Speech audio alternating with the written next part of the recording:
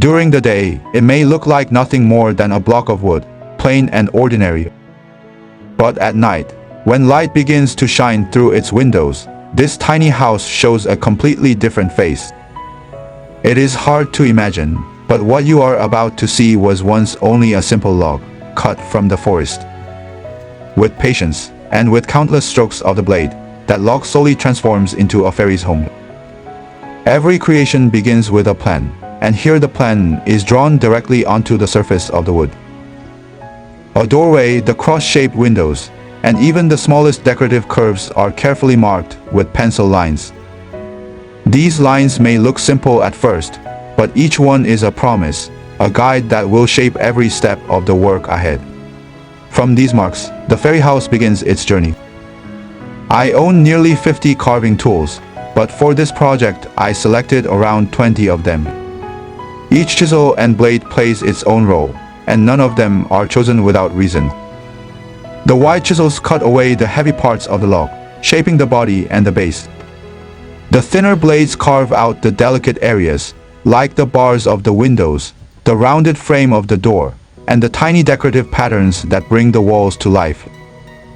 Each tool becomes an extension of my hand, and every stroke leaves behind its own voice in the wood. The carving begins with the body, the heart of the house, and then moves down to the base, which must be strong enough to hold the structure for years to come.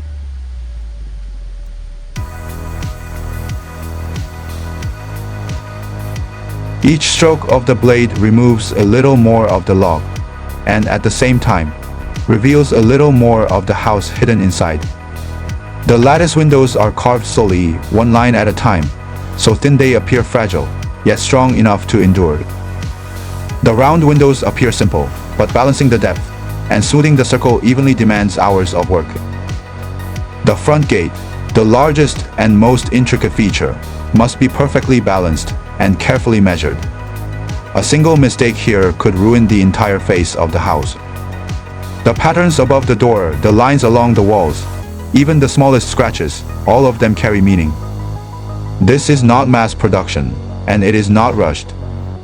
This is the kind of craft that takes time, where every moment is carved into the piece itself. As the wood shavings fall, the sound of the knife echoes like a rhythm. The rough log slowly begins to breathe, turning into something that feels alive.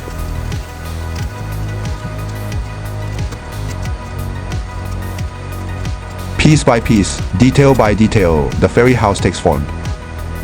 From a distance, it may look unfinished, but when you come closer, you see a doorway, windows, and patterns, all waiting for their story to begin.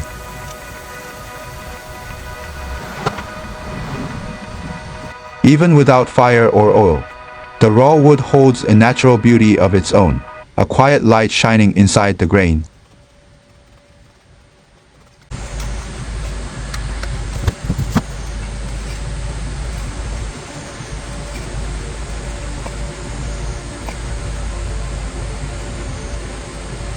Every stroke of the chisel leaves a line that cannot be erased. The rhythm of blade against wood is steady, almost like breathing. The doorway grows deeper, welcoming anyone who might enter. Windows open wider, as if waiting for light to pass through.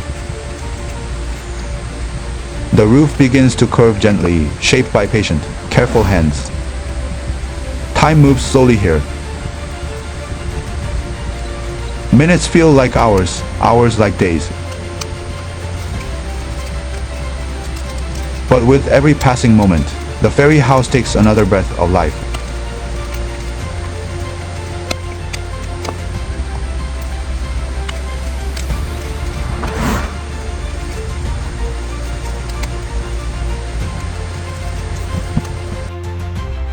The carving is now complete, but this is only half of the story.